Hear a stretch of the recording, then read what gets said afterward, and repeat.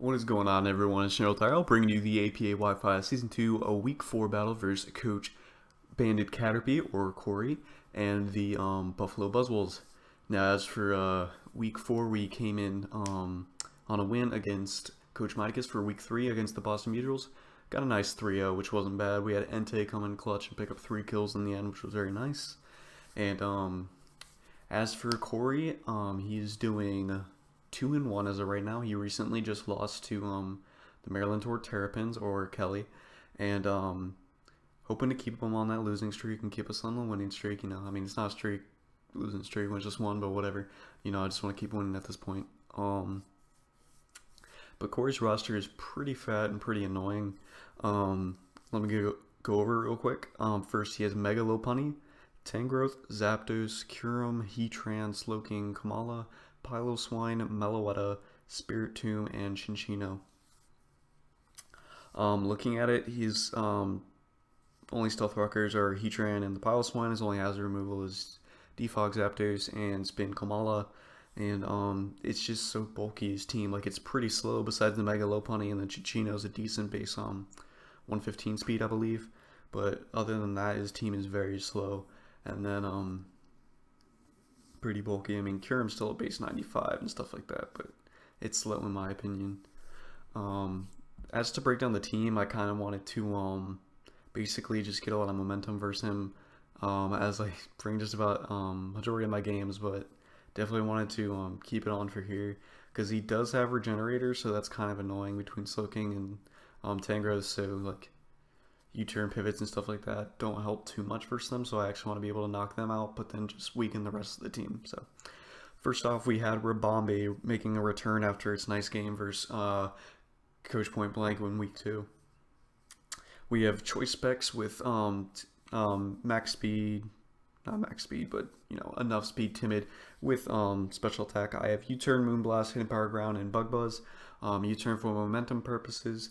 Moonblast hits majority of his team pretty hard, and I had to bring the Bug Buzz in order just to make sure I can get a harder hit on the Slowking or the Tangrowth if I needed to. And then the Hidden Power Ground allows me to hit the Heatran, which is going to be the main counter to Rabombe, because otherwise Rabombe hits everything neutral and pretty strong. So next up, we do have the Thundurus with the Fighting MZ again. Told you it was going to be a reoccurring thing. With Prankster, we have Volt Switch, Thunderwave, Focus Blast, and Knockoff. This was going to be just a pivot as well as doing decent amount of damage, fighting Z for the Kyurem or the Heatran or the Piloswine. Either one of those things I could easily counter Thundurus. And then I have the Thunderwave specifically for the Mega Lopunny because definitely want to be able for not to outspeed my team, and then I can easily take care of it otherwise.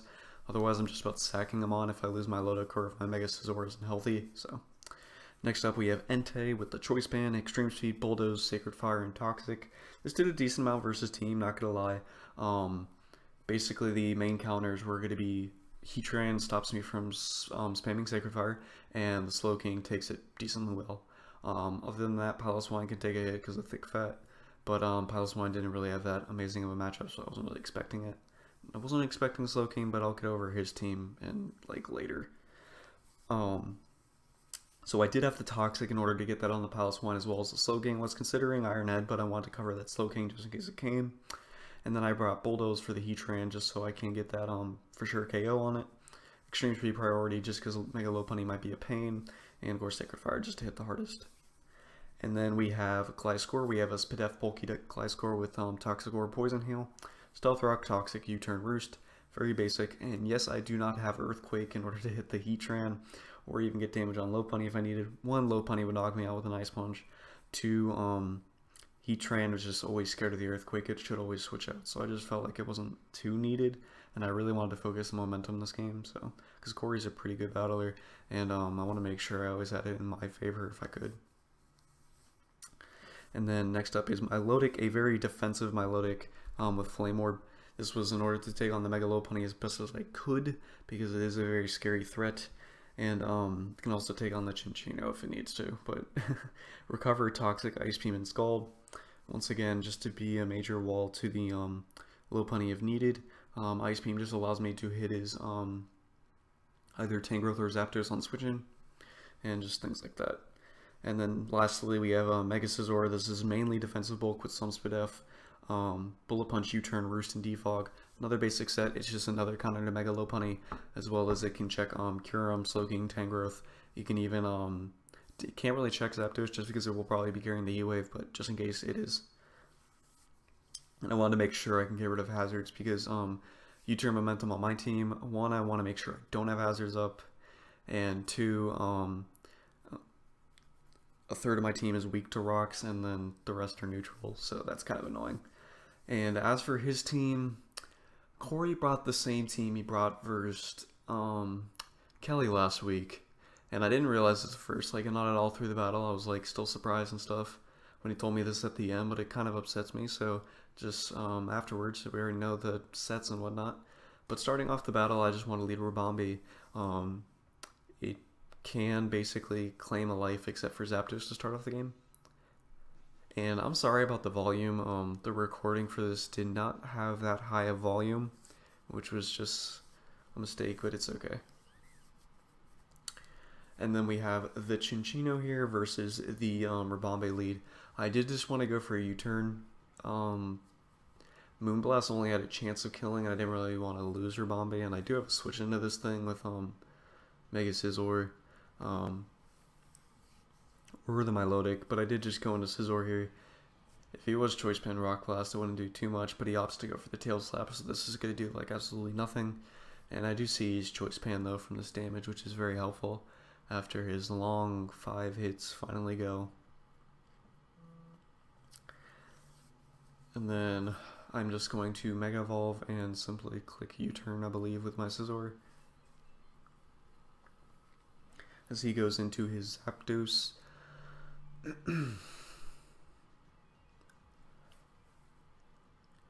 Yep, getting the Mega Evolve, just gonna go ahead and start this U-turn momentum in my favor to get this battle always on my side. Sorry if you keep hearing that buzz.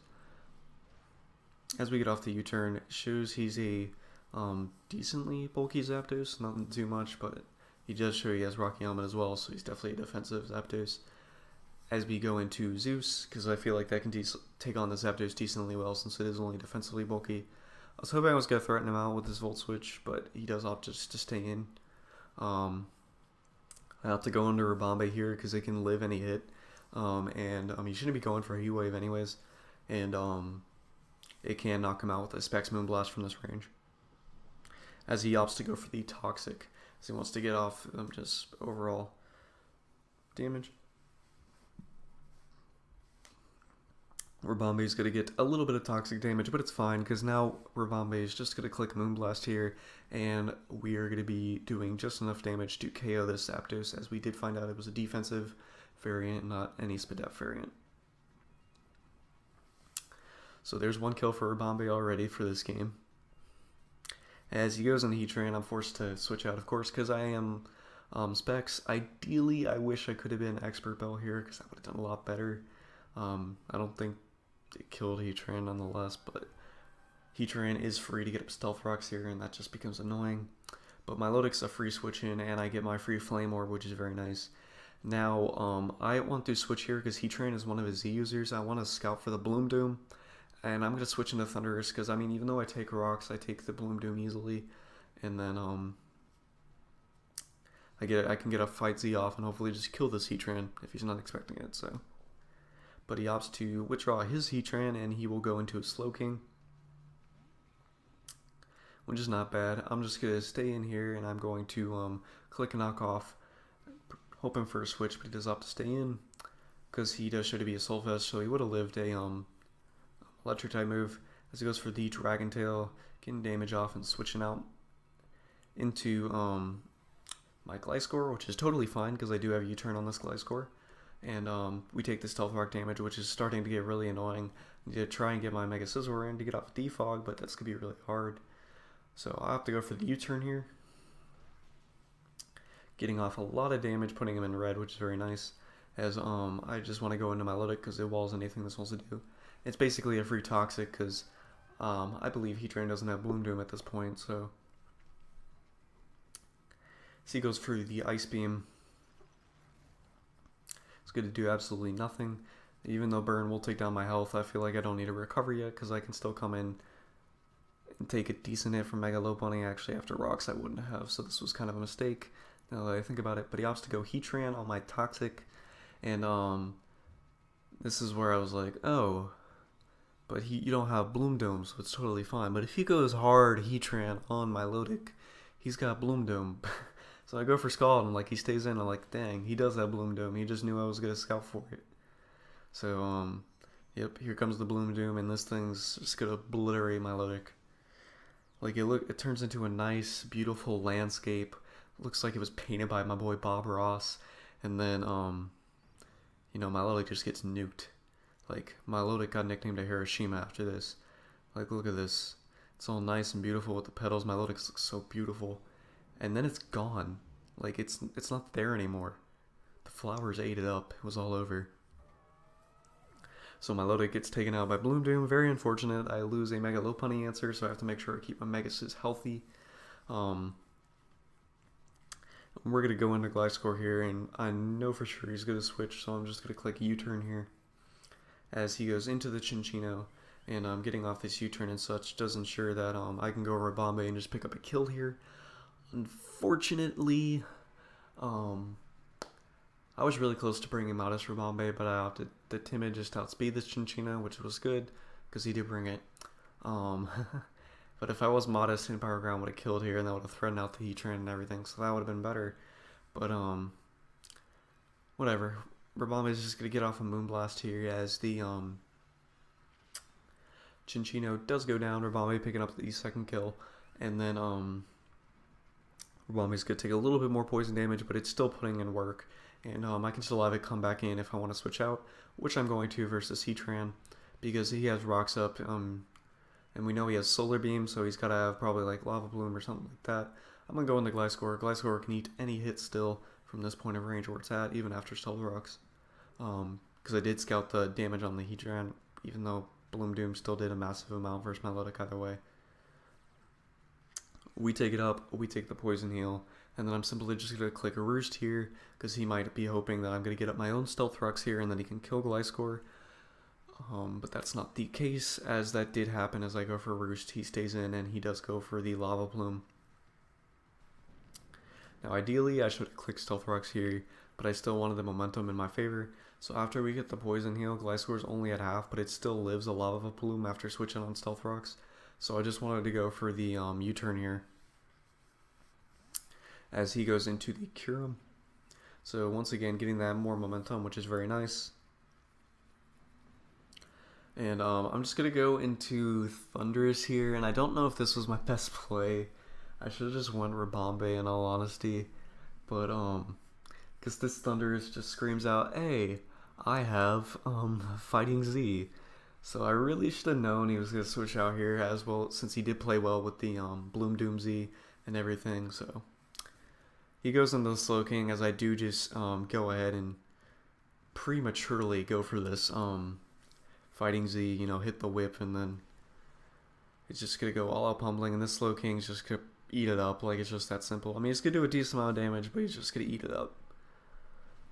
And there's the Fight Z for the third week in a row from me. As the Slowking gets punched in the face, and it's going to be taken around 25%, I would say. So he eats it up, but he is in knockoff range, which is nice, because I don't want to go for T-Bolt in case he goes into Kyurem, even though I don't know why he was, because now he's threatened out by it. Focus Blast and stuff like that. As he goes into the Lopunny here, and this makes me very happy, because as the damage calc, I live a fake out from this thing. Even if he is adamant, it is a roll. And I really doubt he'd be adamant this game, because then he underspeeds Rabambe. But either way, we live a fake out here no matter what. So I go for the T-Wave as he doesn't even go for the fake out, and he just goes for the return. So we get a free T-Wave off on this thing, which is beautiful, because now my offensive threats get outspeeds on it. But Thundurus does unfortunately go down to the return. So, but that's not too bad, because I didn't really need Thundurus for anything else. So that's not bad. And I'm just going to go into Scizor here and get off a free Roost to make sure I can handle this Lopunny. Because if I get off a Roost, one, if he clicks high jump kick, it's fine. He has a chance of getting paralyzed as well as missing my jump kick. And if he's some stupid fire punch set, then I'm not gonna be then Scizor would definitely be in a bad spot. But after he gets paralyzed, I figure he's just gonna switch out. So I do go for the U-turn here, which is a good play on my part. And once again, I'm doubting Corey's intelligence. As I U-turn out here, I go into Entei, screaming that I'm probably Bulldoze, you know. But he just definitely knows that for sure. And he's just going to swap out here after I come in on the rocks. Put up the pressure. I'm definitely going for Bulldoze 1,000,000%. This would have been nice if I had my Stealth Rocks up, because then I could get up. Because then I could just click Bulldoze twice. Like, he had no switch and he would be forced to sack Heatran there or sack something else. As I go for the Bulldoze, Kyurem eats it up. After rocks, it would have been a roll, I believe, in order for it to kill. Maybe not. But that's unfortunate. I'm just going to go into Gliscor and sack this thing off. Just so I can get a free switch into my Rabombe. As he opts to go for the Roost, which is pretty smart on his part in case I did stay in and just spam Bulldoze. Because if he wasn't a Roost set, I could just KO. Of course, an Earth Power would take me out there. So that's why I swapped. I said sack Gliscor because in case he could have just... It was a free Draco for him. Because Draco into Hidden Power Fire would have killed Scizor, probably. But I get to get out my Stealth Rocks now because he did get that minus speed from the Bulldoze, which threw me off, though. I was like, wow, my Gliscor outsped the Kyurem. We're the same speed. I did have a little speed investment on my Gliscor, so he's like, he must be a max bulk Kyurem. But that was wrong, because I forgot I got the speed drop from the Bulldoze. So as he's going to switch out Kyurem here, I did go for the Hidden Power Ground, because I knew Heatran was coming out here.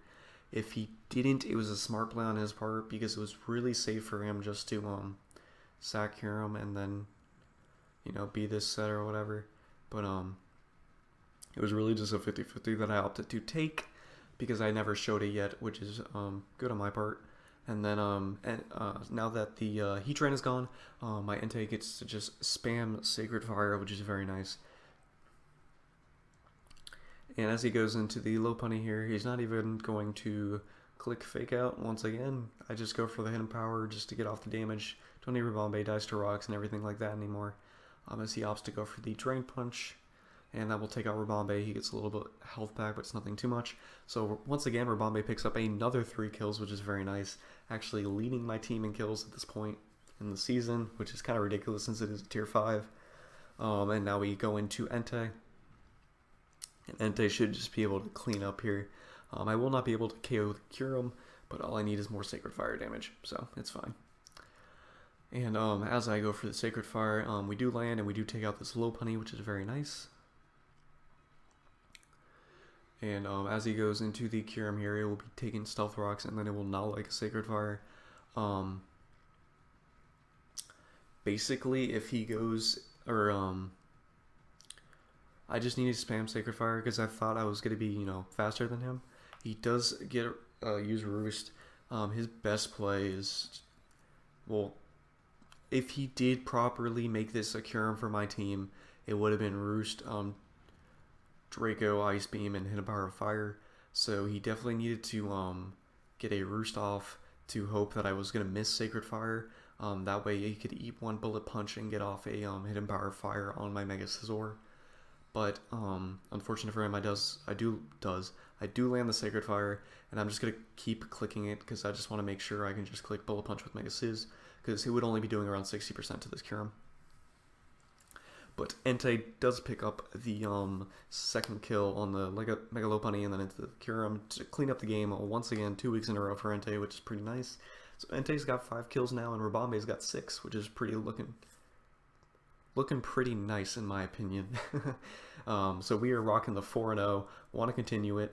In my opinion, I am very upset, and it's kind of crappy that Corey didn't bring a legit team for me to face, because I want to earn these battles, but at the same time, it's just an excuse in my opinion, because he had all week to try and figure this out and get a Jenner, but we're going to take those. It doesn't matter. We picked up the 2-0, so that makes us at a 4-0 plus 12, and we will be taking on Coach Polly and the West Coast Wingles for next week for week 5, so make sure to check that out. And that'll be it from me. Make sure to sub, like, share, deuces.